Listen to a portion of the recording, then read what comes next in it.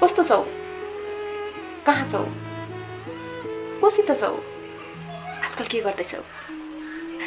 यस्तो प्रश्न सुन्दा सुन्दा भक्कै लागिसक्यो होला नि।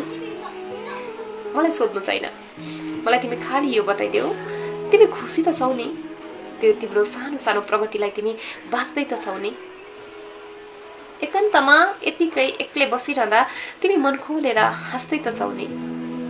थाहा छ तिमी अरूभन्दा बेग्लै छौ, अनि यहाँनिर बेग्लै हुनु भनेको एक्लै हुनु हो।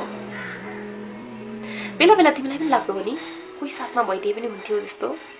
आफूले चाहेको लक्ष्य टाढा देख्दाखेरि त्यो लक्ष्यसम्म पुग्ने कोही साथमा गइदिए पनि हुन्थ्यो जस्तो? एउटा कुरा भनौँ, यो जमाना पुरा महँगो भएको छ आजकल। यहाँनिर सित्तैमा तिम्रो साथ दिने भनेको त तिमी मात्र हौ। अरूले त नि सित्तैमा दोष र चोट मात्र दिन्छन् यहाँ। यसर्थ यो महँगो जमानामा तिम्रो साथ दिने तिमी आफै सस्तो साथी बनिदेऊ। हुनसक्छ अरूले देख्दा तिमी एक्लै देखिन सक्छौ, तर तिमी एक्लै भएर त हेर, तिमी एक्लै पनि आफ्नो लागि आफैमा पर्याप्त देख्न सक्छौ।